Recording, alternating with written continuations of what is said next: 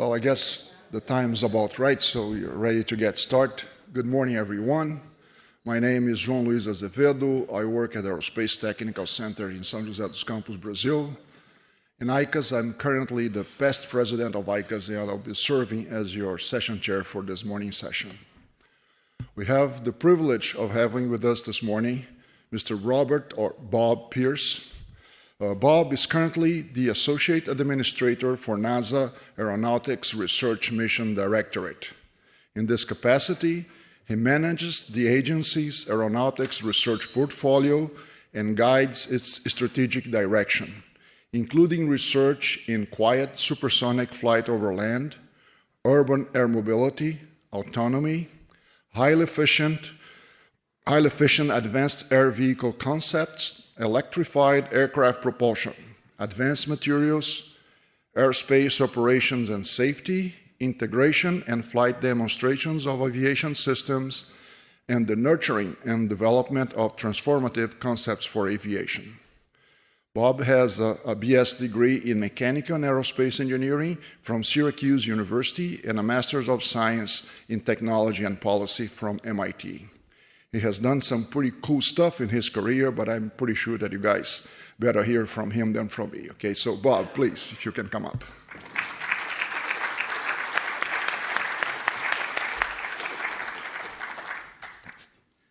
Thank you, and good morning. It's really a pleasure to be here, and it's certainly an honor as well to be able to address the ICAS today. I'm sure most of you have been here this week and all this week, and have heard many presentations from my colleague at NASA. So one of my goals is not to repeat everything that they've said. So I'm going to do this. So I put together some things that talk a little bit more about the big picture, how I see things evolving, what those challenges might be, some about how our research then affects those trend lines. And where we go for the future. So these are, this is obviously a very long-term industry. There are long-term challenges that we're facing, long-term opportunities. And so even though, it's important for all of us to have that sort of vision for the future, where are we heading and so forth, it's also important for us to continue to think through these issues and opportunities and to adjust as we learn through research, as we learn through implementation. We're going to see the future in new and different ways. And so I encourage all of us to continue to look out to that future, even as we're focusing on the challenges of today, to make sure that we are optimizing our opportunities for success and for benefit and for value in the aviation arena. Obviously, the talk is, says aviation transformation. For NASA, we focus on the civil and commercial type arenas, so I won't be talking at any extensive amount on military. So I'll focus on that. And then I guess the kind of last thing before I jump into a few charts is just to say, the real easy cop-out would be for me to say the future of aviation is what all you are doing, right? But I mean, it's not. It is a very sincere perspective that I hold, and one that I hold with a lot of gratitude. That we have such an amazing research community. Obviously, I'm very proud of the folks we have at NASA, my NASA colleagues, but across the world, the level of expertise and the work that is done every day to push the research forward, to look for those applications, to look for those solutions, and to invent the future of flight every day. So my gratitude, my thanks to all of you for all that you do.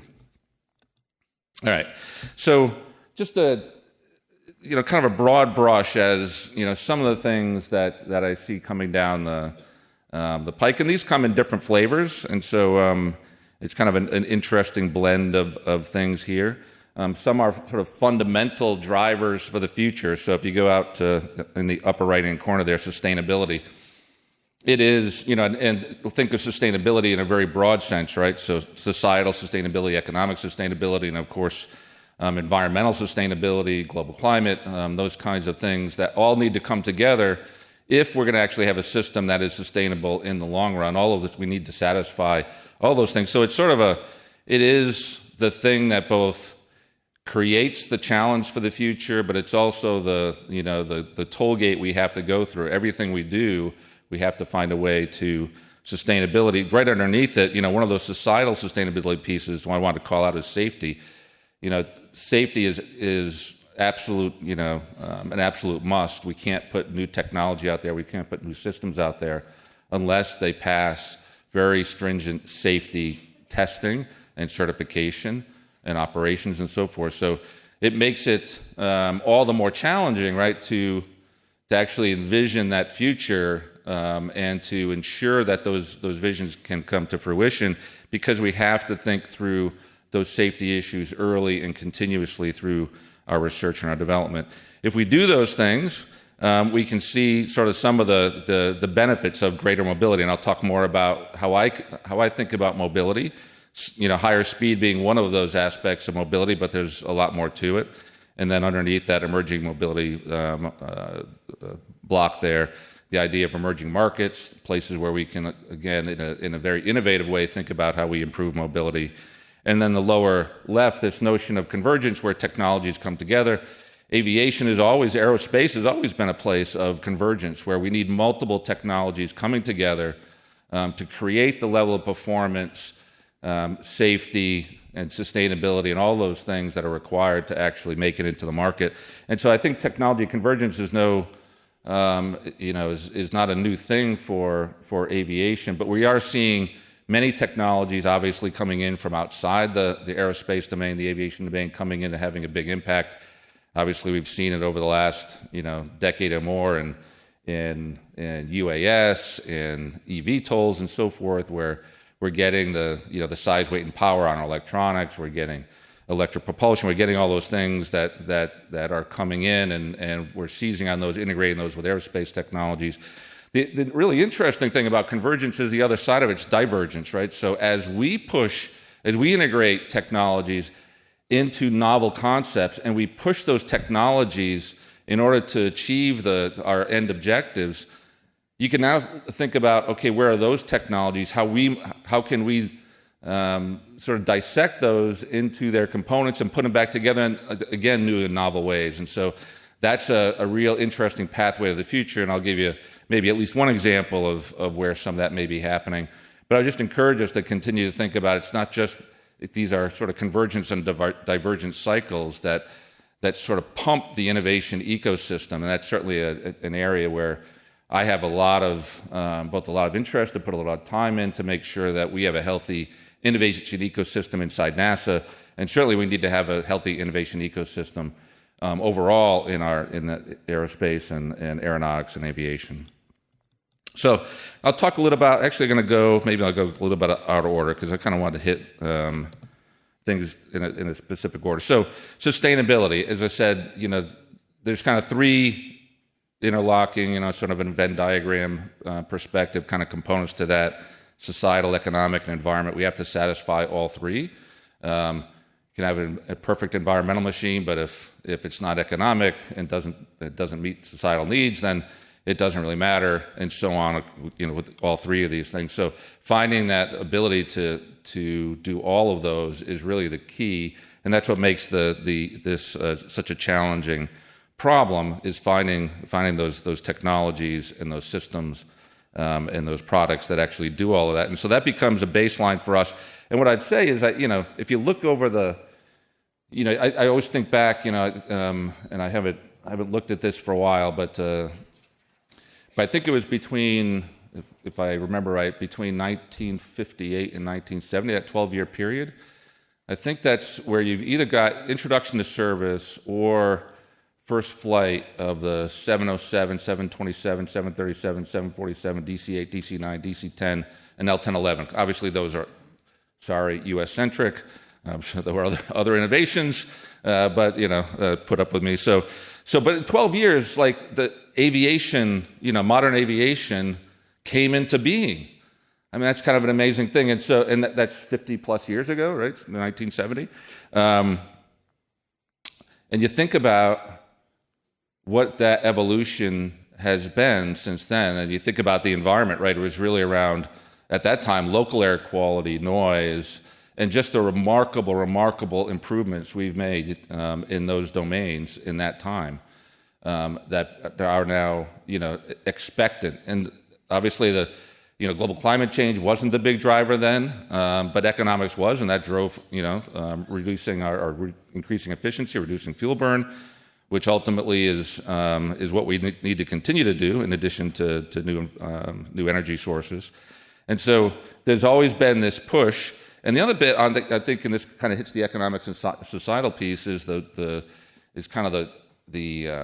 a mobility perspective, kind of network performance. When we got to economic deregulation of the industry and the introduction of hub and spoke and so forth, that was a real dominant piece, and it continues to be a major piece of how we operate the network. But then as we got continued innovation, and continued improvement in range and so forth, as well as the ability for smaller aircraft, twin aisle smaller aircraft that can fly, with extended range over water and so forth. We could start to, and the 787 and A350 are kind of emblematic of this. Now you can kind of bypass hubs and create a more point-to-point system going forward. So you see the evolution of the network and network, mobility, and ultimately the speed that the effective speed of the system goes up, even while we are achieving better and better environmental performance and,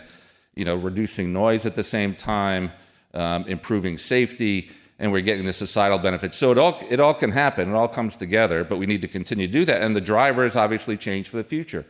And so what we're facing now, which is, the driver that we will see, for the foreseeable future, is around climate, both CO2 and non-CO2 impacts. And a lot of discussion at this conference around, which I won't repeat, but around what are those challenges, and how do we address those challenges both now and into the future. There's a lot of learning to be done, and again, as we learn those things, we're going to have to be ready to pivot to those best solutions that meet all of these criteria. So, really key.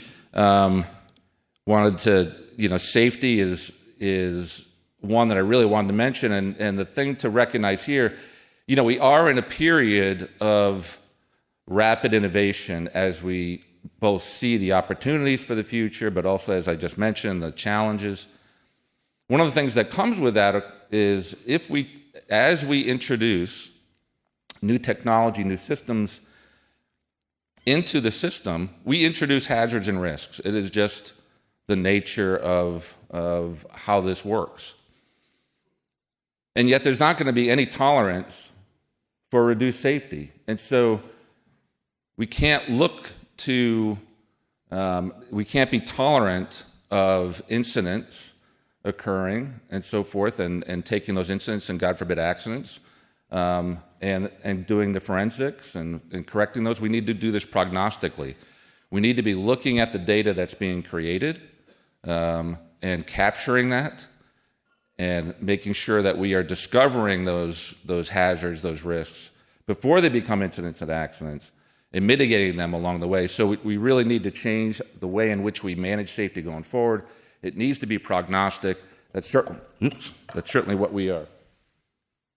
That's certainly what we are looking at within NASA, to move towards that, to put that framework in place. And I'll talk a little bit more about that. I think that's a really interesting pathway to the future, because as we start to look at how we create a digital backbone for aviation, for the aviation system, it not only lets us move towards higher efficiencies, but it lets us move towards that ability to integrate prognostic safety systems, in every aspect of what we do in aviation. So a key element there. So let me go back and talk about then, if those are kind of the fundamentals.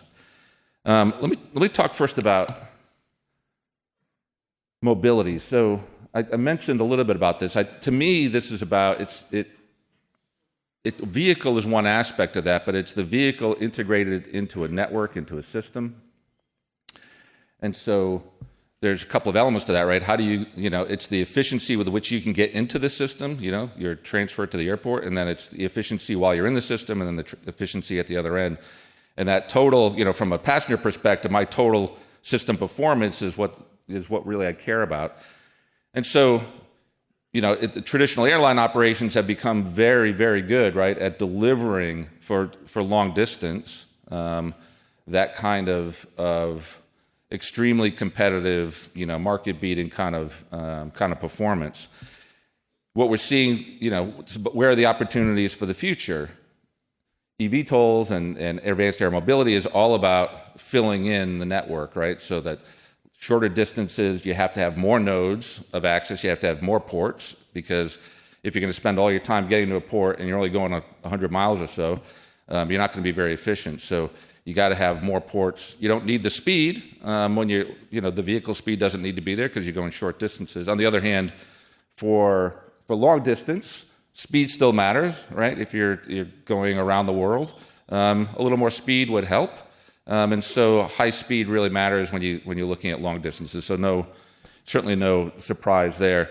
The one thing that really, I think an interesting historical point, what drives this demand for greater mobility, and it's early in the early days of market economics, the notion that sort of communication and transportation were fundamental enablers of market economics, because on the communication side, you have to know there's a product and you kind of have to know where to get it and what the price is and all those kind of things. So communication was really key, but knowing, having that information was one thing, and then you need transportation to actually enable you to get that product. And so there's always been this and there are other factors to it, but that's sort of one of them that I thought was really interesting, and it's really driven this synergy between advances in communication, advances in transportation. You can see it till today, right? Because now the amount of friction you have to get access to the market is almost zero, right? You can just pull up your smartphone and get a product,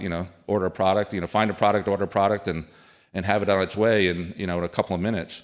But actually completing the transaction, now the people's patience with, once they do that, they want the product right away. And so now the system has adjusted to find ways to get you that product within, a few hours or a day or so at most. And so it's really driving that need to continue to advance transportation, the speed of transportation. And so there's a lot more to it than the vehicle, but having these new vehicles and the different performance characteristics of them really enables innovation in the overall network, which is, I think, a really key aspect. And so I think what that tells me is that we can envision how these vehicles will get used, but I almost guarantee we'll be surprised by what actually happens, because there's another layer of innovation that is going to occur. And from that, and it kind of gets back to these societal acceptance, safety, and so forth, we have to be ready to adjust and to pivot as we see how the market actually adopts these new technologies. One of the interesting, I had back in the U.S. at one of the large medical systems, talking to a doctor there, a surgeon who actually started his career as a pilot, and so he has a strong affinity towards aviation. And one of the things he told me is, when he started looking at advanced air mobility and eVTOLs and so forth, there was always this sort of immediate, well, we'll use it as emergency vehicles, right? We'll go and pick up a patient, we'll bring the patient to the hospital, kind of like use helicopters today. But he said, it might be better if we brought the doctors to where they needed to be, right? You don't do it today because there's no efficient way of doing that. But boy, if I could do it in just a few minutes, maybe that's the better way to do it. So again, it's that if you look at it through the lens of the folks in the market that want to use these products, it might be very different. Now, I don't know if that'll be the case or not, but it's sort of an interesting perspective on how these things come together. So all this is possible as we look to the future. Speed is one of those things. I know there's can be a lot of skeptics here around, what is the actual opportunity to integrate supersonic and maybe even hypersonic transportation into the system. Lots of, you go back to that economics and societal and environment. The barriers are pretty significant, as I think everyone here knows. There's a tremendous amount of environmental barriers. The thing, I guess, that when I look at it is, I don't see, we ought to methodically go after these kinds of barriers. We don't know exactly, what the, maybe what the full opportunity is for the future. And I don't see supersonics being a major part of the system, say before 2050 or so. And what's going to happen at the same time is we're going to be looking at, because of that desire, that drive for sustainability, we're going to be really working hard on energy and propulsion, right? And looking at what those alternative energy sources are that get us to net zero emissions. So along the way, we may have research and solutions that enable us to, as we solve some of the other problems of supersonic flight, to actually synthesize a vehicle that could actually bring supersonics back into the system. So the idea is let's keep a long run view on this. Let's work away at some of the barriers, and let's see how things evolve and pay attention to where these intersections occur. So, obviously the picture you see here is near and dear to my heart. It's the X-59. I'll talk a little bit more about that. But it represents just that. It's like, let's take on a barrier, the overland noise, and let's try to solve it. And so we'll talk more about that. But that's the idea. It's not about saying we need to have supersonic transportation, we need to have it at this time. It's what are the barriers? We're a research community. How do we solve barriers? Talk a little about technology, obviously emerging market opportunities. So I won't spend too much time here because I'll talk a little bit more about this. I think there are some interesting drivers. Obviously, there is that market pull. Let's fill in the network. Congestion on the ground. Let's bring things up in the third dimension and let's solve that congestion issue. Let's let people have greater mobility. But there's also other elements that allow that to emerge at this time beyond just scale-free electric motors and low size, weight, and power, electronics and so forth that allow us to actually do that, greater levels of automation and autonomy. So I'll talk a little bit about that as well. All right, so the way in which, if you take those drivers broadly, the way in which we've kind of sort of packaged those into transformations within the Aeronautics Research Mission Director, within my mission director at NASA, is these four areas. So in the upper left there, no surprise, it's our biggest part of our portfolio. It's how do we support the industry getting to ultra efficiency? It's not, you can't efficiency your way to zero greenhouse gas emissions, but you sure need a lot of efficiency along the way. You see two vehicles, the Transsonic Truss Brace Wing. We are working that in partnership with Boeing. You see the hybrid wing body. Jet Zero is working that with DoD. You've heard about those. Both of those are innovations that NASA has worked hard on over the years. And these are, as all of you know, these are not near-term, short-term endeavors. These take decades to, from original concept to do the fundamental research and to bring these to the point where they can be demonstrated. It's both heartening and quite satisfying to me that both of these concepts, which are again sort of fundamental, NASA has worked these for years, are now in the stage of being built up for flight demonstration. So while the hybrid wing body is not one we're doing directly, it's still something that because of NASA's effort, it is able to be demonstrated. And so there's a lot that goes into both of those. I'll talk a little bit more about that. On the upper right is if that's the sort of the mainstream on the vehicle side, is we need to get those ultra efficient transports, and obviously with sustainable aviation fuels and so forth. We'll talk more about that. But on the right hand side, future airspace and safety, that's the other big one. These vehicles have to operate as efficiently as possible. If we build very efficient vehicles and we put them in an inefficient system, that makes no sense. And so we want both of those things to occur at the same time. The most efficient airspace system possible and the most efficient vehicle possible, and it's got to be safe. And by the way, at the same time, we're going to have small UAS, we're going to have mid-size UAS, we're going to have eVTOL, we're going to have high-altitude, long-endurance UAS.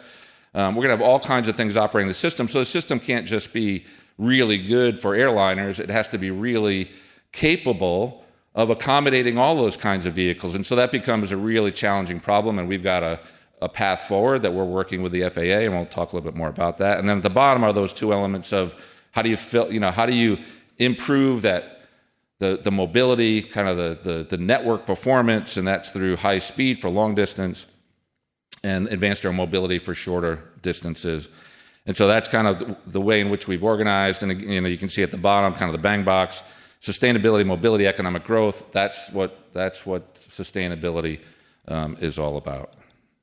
So in addition, and I'll get a little bit more into, okay, what are the challenges with all those? But in addition, and I think this is a really important message, is, that's what we know today, but I depend and I expect within NASA, and I certainly expect and depend within the university community and research labs across the world and industry and so forth, that we value early stage innovation, that we continue to look towards the future, new technologies, new ideas and so forth, and create an innovation ecosystem that we all depend on for the long run.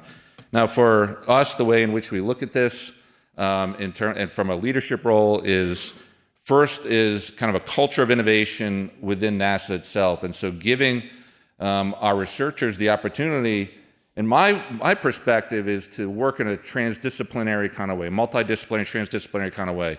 Let's get out of our stovepipes. We need to advance disciplines, but then we need to see how those disciplines come together. I gotta stop talking with my hands here, but anyway. How do we bring those disciplines together in new and unique ways to create new concepts, new ideas, and so forth? And so we challenge our researchers, and they respond. They come up with all kinds of great things. We give them a few years and some money, go off and do that, see how feasible it is, see what, where can it go from there? Can it come back into the program? Can it be something that could be commercialized? Whatever the case might be, but let's continue to advance that. External engagements, especially with U.S. universities. Tremendous work on part of some of our folks to get out. We work today with more universities in the U.S. than we ever have in the history of NASA aeronautics. We have universities coming in that have never worked with NASA, let alone NASA aeronautics. And they're coming in with great ideas that are awardable, right? These are all competitive. We give them awards because they come with great ideas. It just shows that if you get out there, there are great ideas. And they may be coming from places that we don't expect, that we haven't had in the past. I just challenge all of us not to just look in our backyard, but to really look far afield, because there are great ideas and they could change the game for the future. And so we've had a great success in working with our university community and challenging them, not just to sit, just one professor with a few students, but collaborate across universities, collaborate with industry, come up with some big ideas and show that they're possible. And we've had, like I said, great success. I wish we had more money to do more of it. In fact, it's been so big. And then finally, I often say internally that agility rhymes with stability. There's got to be a part of the program, there's got to be a part of what we do where we continue to drive forward the fundamental advancements in our discipline areas, because that's the foundation upon which we build. And so in NASA, in aeronautics, we continue to invest in the foundations of CFD, materials and structures, and so forth, in order to build upon that base that allows that kind of multidisciplinary, transdisciplinary kind of innovation. And we've done that. In fact, right, what you see there in that picture is the GRX 810. It's the new material some of you may have heard of. Off the charts in terms of, it's a high temperature alloy, off the charts in terms of comparison to other alloys that are out there. You literally have to put it on a log scale even to get the performance on the same chart. And it's because we continue to push towards greater and greater innovation, focus at the discipline level, keep that stability there so that we can be agile in the long run. So those are the kind of three elements of how we think about the ecosystem and what we look for in our partners. And then the other aspect of it is the aviation life cycle, which I think is really important. I think today, we care more, we think more about this today than I think we ever have. And I think a lot of conversation at this conference, especially as we think about changing, sort of fuel systems, energy systems for aviation, you got to think the entire life cycle. How do not just how do you build, design and build a vehicle, but how does it integrate into airports? How does it integrate into energy systems, energy distribution systems? How do you think about operations? How do you think about MRO? How do you think about end of life? All those things need to be thought of, and I think we need to find ways to bring all of that earlier into our considerations, earlier into the design cycle, and find ways to, create methodology around that so it becomes something that's actually we can do analysis, and we can drive these things into our research in a better way. So more to be done there, but we certainly have been pushing in our research program, pushing out to the right, bringing in things like regulations and certification, integration infrastructure into our thinking, and we have to do more of that. So encourage everybody in the research community to think through that. All right, I'm going to spend a little bit of time on some of these key areas, and then we'll open up for questions. So let's go. So for sustainable aviation, I think you've heard all of this, right? Time, critical. Energy sector transformation, critical. While energy efficient is not enough, it's critical. Infrastructure, all these, and the way the airlines operate today is, we have to, everything we do in some regard is going to be evolutionary. There's a huge system. It has a lot of inertia associated with it. So we have to find ways to work with that inertia. And so the business physics, right, the way the network operates today is really critical to that future. So these are things, when we think about sustainability, we put a lot into that energy efficiency piece because, in the U.S. at least, right, you heard from Michael Barabay yesterday, if you were here for his talk, that SAF is, there's a huge program in the U.S. to get to 100% SAF. You want to make sure you got efficient vehicles burning that SAF, and so those kind of two key pillars across the U.S. government, and then working with our airline and airport partners on all of that. So working heavily on that. And let me just say, I don't think I have a chart on this, but you have kind of four key elements. Again, you've heard about today, right, the transonic truss brace wings, so vehicle efficiency, aerodynamic efficiency. We're working on high-rate composite aircraft manufacturing, right? So getting we need the composites in order to get lower vehicle weights and to get those efficiencies in there, but we need to be able to produce those at high rate, and so thus we have the high-rate composite aircraft manufacturing project. And then on the engine side, we've got the high tech, our essentially small core hybridized engine technologies that get us the thermal efficiencies. Obviously, a lot of propulsive efficiency also going on. And then how do we electrify? How do we create a sort of a hybrid system with some electric power in there? In places we need to get to flight. We don't always. So on the material side, on the high-rate composite aircraft manufacturer, we can do a lot of those demonstrations on the ground. Again, on the core, engine core, we can do that testing on the ground. But in a couple of areas, transonic truss brace wing, we want to get up and we want to fly that at full scale in order to get realistic Reynolds numbers and get that sort of that integration that really driving to flight gives you. When you have to solve those challenges, and then electrified powertrain flight demonstrations, obviously getting up, making sure we understand the altitude effects, and again, the integration. Can we do all that integration, and can we get it out to operate at altitude? So a lot done there, and so where we have to, we get to flight. I think it's exciting that we can get back into that flight environment. It's not easy, but it's something that we feel is critical. On high speed. These are the challenges, right? So sonic boom, airport noise, high altitude emissions. Those are kind of the three big elements of what I would think of as kind of the traditional environmental barriers. We're working hard right now on the sonic boom. X-59's in development. In fact, we just motored the engine yesterday, day before. So haven't lit the engine yet, but we should, maybe by the end of this week or early next week, we should be lighting the engine on X-59. So it's getting pretty exciting. The airplane's going to come to life here a little, on its own, and we're going to learn a lot about that airplane, and we'll start taxiing and so forth. So X-59 starting to get there. That's all about the sonic boom. Efficiency. Both the efficient vehicle, efficient operations. that starts to get towards this other issue, right, which is just emissions, right? Supersonic flight's always going to be less efficient than subsonic flight, so we need to get them as efficient as possible. But then this all, it doesn't say it here, unfortunately, but it all does depend on what's the energy environment for the future. That's going to be a barrier.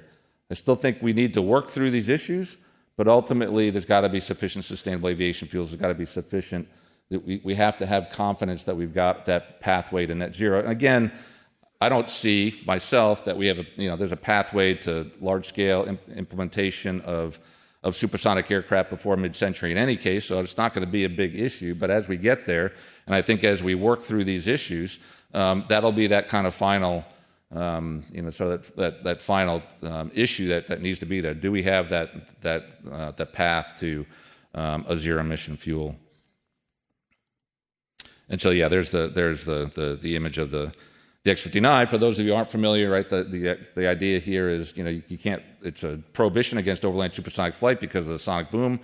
Well, with the right aerodynamics, with the right design, the right shaping of the vehicle, you can soften that boom down to what we call a thump. So if you're not paying, if you're, depending on where you are, if you're not paying attention, you might not even notice it going over. And so but in order to, we can't say trust us, to the regulators. They actually want to, us to prove it. So we're building this airplane. We're going to go prove it. We're going to fly over communities and survey those communities and see what the reaction actually is to that noise in a scientific way. We'll do that in the U.S., but we are looking at maybe how we do that internationally as well. People, different cultures, different perspectives. We'd like to, we're bringing that data to ICAO, which represents the entire globe. So there's a certain amount of logic to bringing that to the entire globe. Hypersonics, won't go into this a lot. There's been some talk here, obviously, about hypersonics. We have a very close relationship with our Department of Defense. We've got a joint roadmap. We are doing critical things, especially in the propulsion side, combined cycle propulsion, turbine-based combined cycle. We've got some concepts that are actually very promising that we're playing out. The other key areas, materials and structures, obviously high temperature materials that can withstand the loads and temperatures associated with hypersonic flight. And then a lot on methods. We got to be able to design with uncertainty quantification. It's really hard to, the balance between drag and thrust is pretty close, and so you really need to have pretty good methods to understand if you got a vehicle design that closes, and you need to know where your uncertainties are. So we've done a lot of work there. And then our facilities, we've got a lot of great key facilities that allow us to get good data. But the partnership with DoD actually allows us to get flight data, which is even better. And I think this is an area where I go back to sort of that traditional relationship where, defense, is going to pull on these kinds of technologies, and it's going to be willing to take a little bit more risk that we can take in the civil and commercial sectors. And therefore, we're going to get technology and operational maturity through that means that we can then use to bring that back in the commercial sector and see where we can go there. Clearly, applications are potentially a first stage of a two-stage to orbit. Some talk about single stage seems a little challenging, but it's there. And then potentially in the very long run, point-to-point transportation seems like it's going to take a while to get the margins that are required for that, and we haven't even gotten to supersonic yet. So long time frames, but I think it's a promising time for hypersonics. Let me talk a little bit about advanced air mobility. This is just talked a little bit about it before, but it's kind of an amazing area. There's so many potential use cases for advanced air mobility. Clearly, the idea of having a network that allows for urban and urban, suburban, and potentially regional type transportation is very promising, right? The access to opportunity, access to transportation in some of the smaller communities is really critical. And so this might give them that opportunity. Congestion in larger communities and urban areas is really difficult to manage. That's an opportunity here. So there's a lot of opportunity to bring this technology. But today, we've got a number of vehicles in development, and in certification, but getting a vehicle through certification into an approval for operation is not enough, right? You got to have a system that would allow thousands, millions of these vehicles to operate, and that's where a lot of the work within NASA is happening. Is how what does that system look like? And it's got to be, again, as I said earlier, part of this larger airspace system. But it's got to be sufficient to allow this system to scale, and it's got to have the safety management built in that'll make sure that when this does scale, we're not going to be bringing incidents and accidents with it. So a lot to be done here, and you can sort of see some of the challenges that are associated with this. I mentioned some of them. Autonomy, a big one. We got to be able to in the long run. There's no way there's going to be enough pilots, right? And that wouldn't be affordable in any case. So these have to be much more highly autonomous. And so we got to solve these issues of autonomy along the way. We're working hard on beyond visual line of sight with the FAA and with industry for small UAS. If we solve it there, which we will solve it there, that'll really help enable it for larger vehicles. And you can sort of see these noises. While we've come a long way for traditional airline noise, this is going to put noise in new places, right? So that's understanding community noise impact is really going to be a big thing here as well. So lots of, even as we solve the vehicle problem, lots of challenges in front of us. And so this is one of the ways we look at it, and this is kind of how we are organizing our research. But the idea of a system of systems, you've got to have airspace, you got to have the vertiport, you got to have the aircraft, and you have to have all the pieces that surround it. So the ComNav surveillance infrastructure, you got to have the in-time safety management, right? And so all of these things have to come together, operate as an integrated architecture, and it's got to be scalable. So all that's the way which we're looking at this is let's build a little, test a little, learn, adjust, and go back and do it again. So that's the rhythm that we're going to enter into over the next several years. In partnership with FAA, in partnership with industry, in order to get to a level of architectural maturity that could actually allow this system to scale. The other thing I wanted to mention, and I think it gets to a point I kind of skipped over earlier, is on this issue around of what's enabled this industry. And this is just a small piece, but it's important. It gets back to the stability issue. The stability rhymes with agility issue I talked about earlier, right? You see some CFD models here, right? These are NASA's overflow codes that you see WISC and Archer and Joby have been using. That's decades of investment in a code that's publicly available and it enables these kinds of complex calculations that allow them to look at noise and performance and so forth. It's the availability of these high-fidelity design codes that allow small groups of expert engineers and innovators to move quickly and to do things that you couldn't do 20, 30 years ago. That's, I think, a game changer. And if you look to the future, right, and now you're seeing these large GPU machines coming available where you can now not just run these high-fidelity codes, but you can run them actually pretty rapidly. And so you can run thousands and thousands of cases, and you can build up an entire database of nominal, off-nominal type configurations and so forth.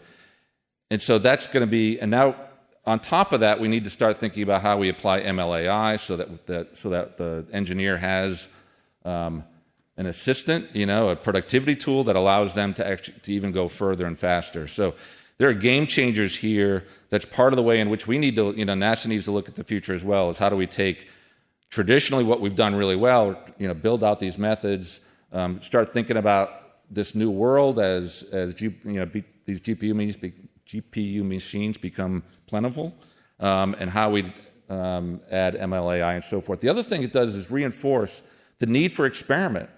All these methods require some, truth data. And so that's, another thing that NASA has traditionally done really well. And I think that the overall community really appreciates, not just what NASA does, but I think what we all do is let's run those hard experiments so that we can ground our analysis. I think that's really key that we continue to do that. The other thing that I wanted to mention here that as I said, we think about, particular use cases to drive forward our research and say, these are the kind of performance we got to get to.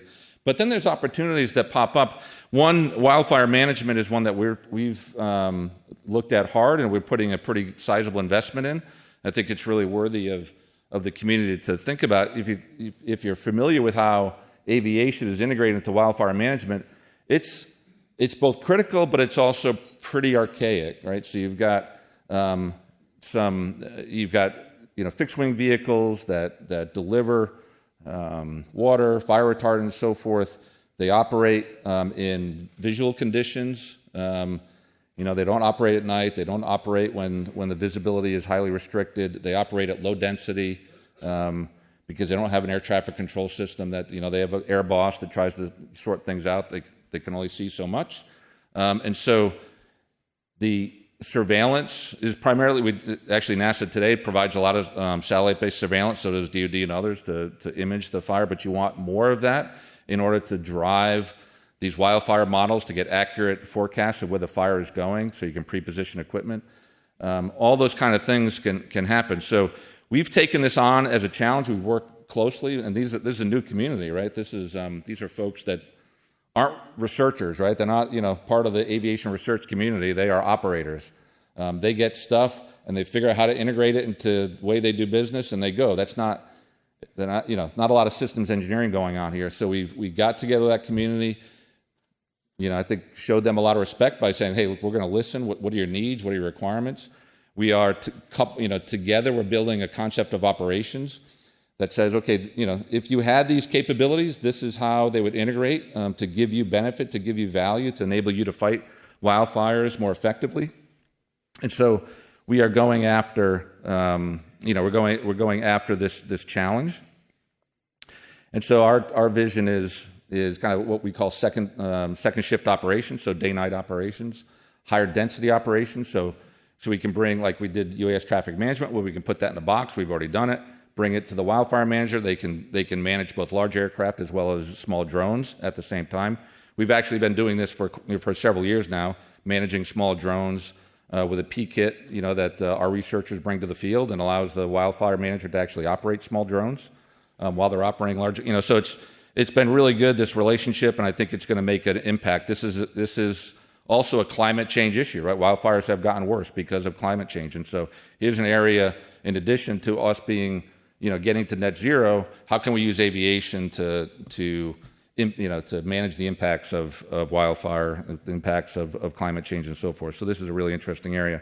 So I want to take a minute here to say very sort of serendipity here a bit. We were just able to, in this regard, and not just wildfire management, but in emergency response management. The project we actually have here is called Advanced Capabilities for Emergency Response Operations, because the idea is, hey, if we get this one, that kind of capability could be applied more generally to emergency response.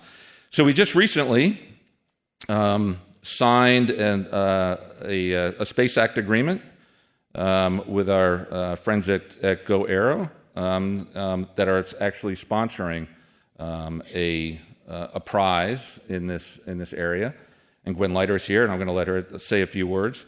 And we've also linked this into one of our university initiatives, our USRC's University Student Research Competition, which we run every year. We give students, U.S. university students, the opportunity to bid for, a few tens of Ks to go after projects. And this is kind of a cool one that Gwen Leiter has and Go Aero has. And so we've been able to also enter into a contract that will allow us to supply to give some resources to Go Aero to then incentivize and fund some of the U.S. universities to actually enter into this competition as well. So I didn't do a good job at exactly what Go Aero is after bought. That's why Gwen's here, and she's going to come up and talk about that. But we're great. We're happy to be a partner. It moves our vision forward, moves Go Aero's vision forward. And so with that, let me invite Gwen up to the stage, and she can say a few words.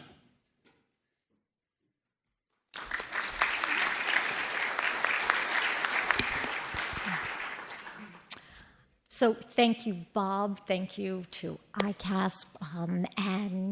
We are thrilled to be announcing our Space Act agreement with NASA today, and the university grants that NASA will be providing. We are part of this innovation ecosystem that Bob spoke about. We at Go Aero have put together a 3-year competition with over $2 million in prizes to all teams that participate, or to the opportunity to win those prizes. And we are focused on a singular mission, which is saving lives. We have a very short video that should run, perhaps. We see heroes every day. Heroes who look past danger to help people in need. Heroes who step in to be the difference between triumph and tragedy. And heroes who use their minds to create technology that saves lives. We need those heroes. We're launching a new prize competition for a singular mission, saving lives. More than $2 million in total prizes is on the line for the best thinkers, creators, and inventors to stretch and challenge their minds, to change the way we reach people in the face of disaster, unlocking a new era of rescue response, an era that unleashes the power of autonomy, speed, and precision. Alongside NASA, Boeing, and RTX, Go Aero is looking for the brightest, boldest, and bravest innovators to change the way we rescue and respond to disaster. This is your chance to make history and save lives. Join us. Ready, set, Go Aero. So, we want to thank NASA for all of their help. And when we say Go Aero and we are focused on this singular mission, it is NASA, it is Boeing, it is RTX, it is Honeywell, it is ICAS, it is ABCM, it is CHIRA, it is ICAS, it is the Royal Aeronautical Society, and 3AF, and the Singapore Space and Technology Association, and 30 different aerospace and first responder organizations around the world who have come together to create this innovation ecosystem that Bob spoke about. We are asking teams around the world to join us and to create emergency response aircraft. Taking a step back for a minute, if you think of what an emergency response aircraft is, and you think at one end of the spectrum, you have helicopters. Helicopters are great emergency tools, except they require a pilot. They are expensive to procure. They are more expensive to operate over the course of their lives. And at moments, they have difficulty coming in and out of tight spaces.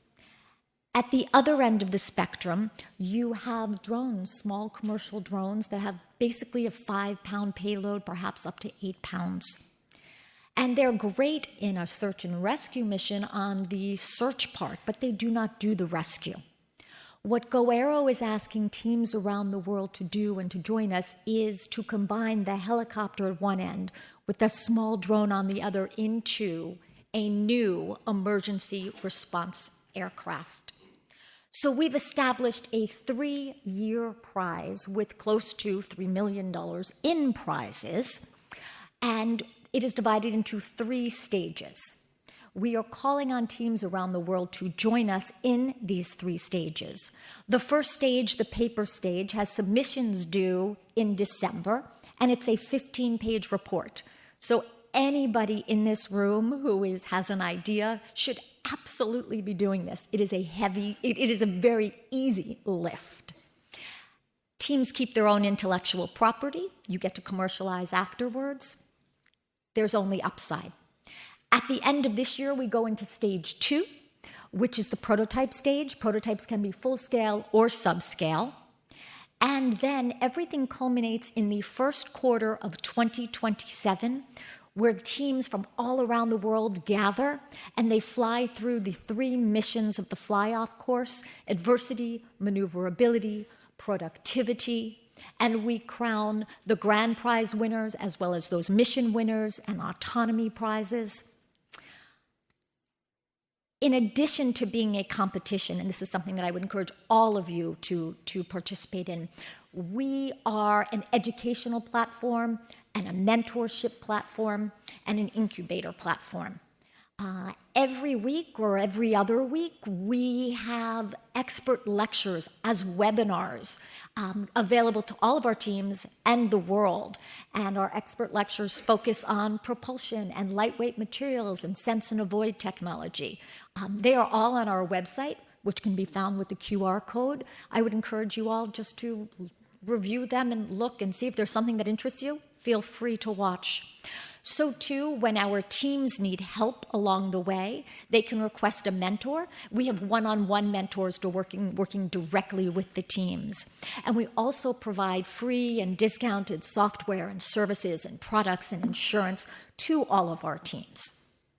So as with NASA, as we are discussing what the future looks like, we are focused on this singular mission of saving lives. We are focused on this mission of aviation for public good.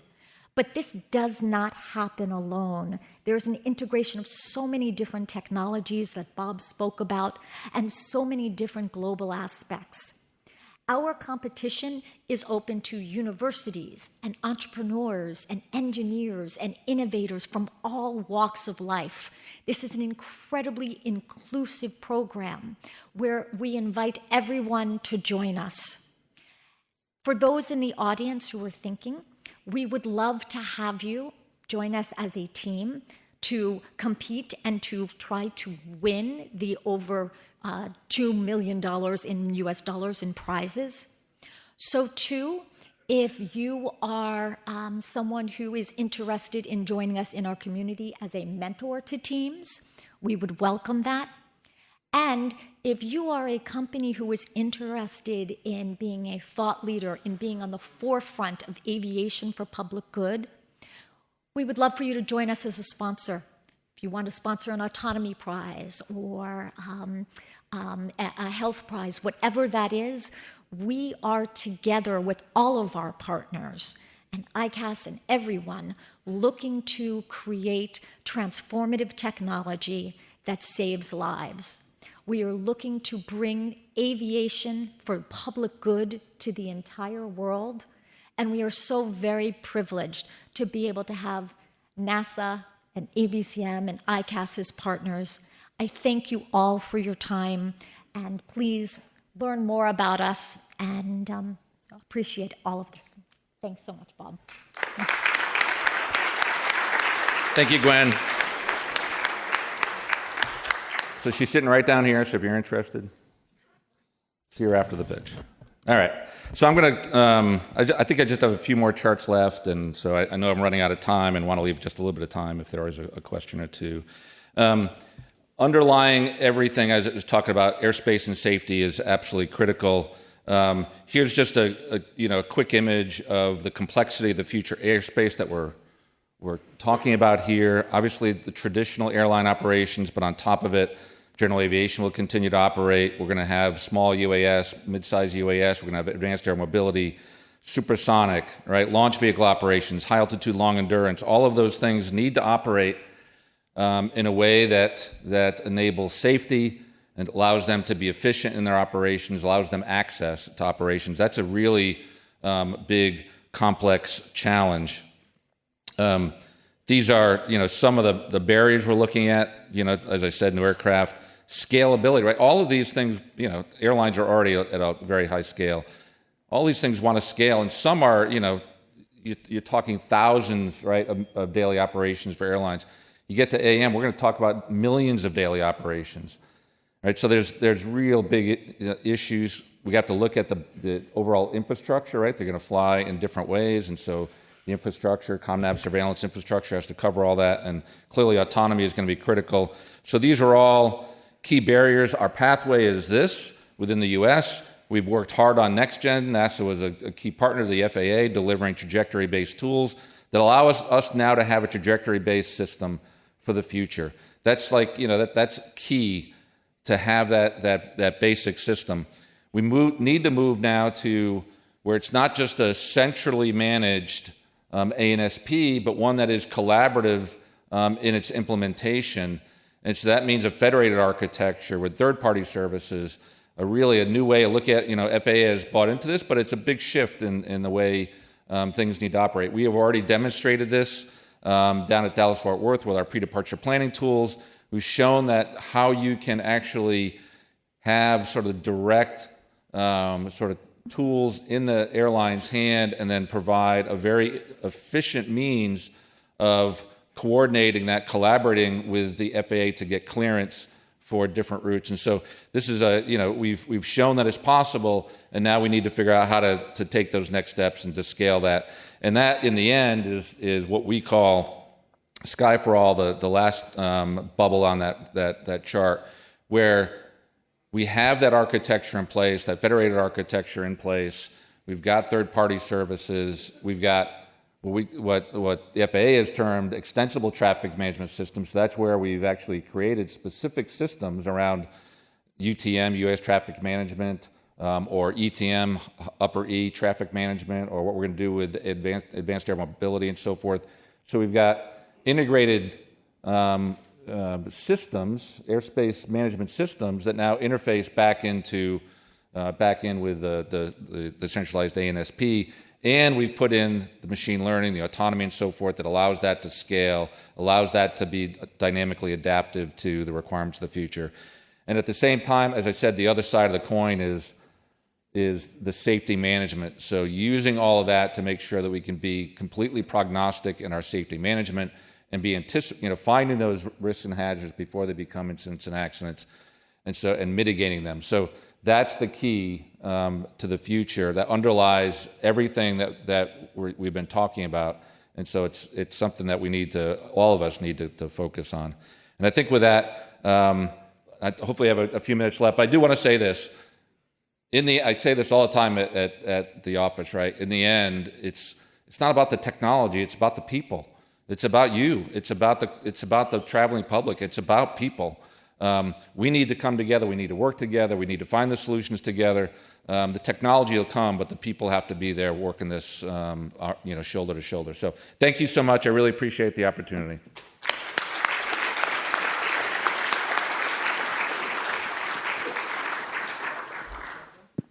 Well, we're pretty much out of time, but if one has a quick question, somebody has a quick question, we'll entertain that.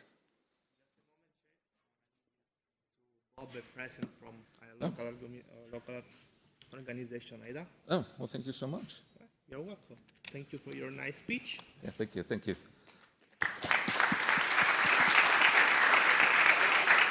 I apologize for taking, my folks know I could sit here and talk for hours, and so I apologize. Okay. There's a question Catch me over later. there. Use this mic, Chris.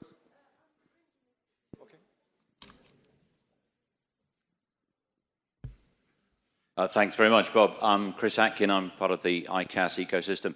Very quick one is Frank Hasselback yesterday cast some doubt on the supplyability of the SAF that would be needed to generate the impact that we're all hoping for. What's your position on that? So we work, I don't know if you were able to hear Michael Barabay's talk from the Department of Energy. We work closely with the Department of Energy.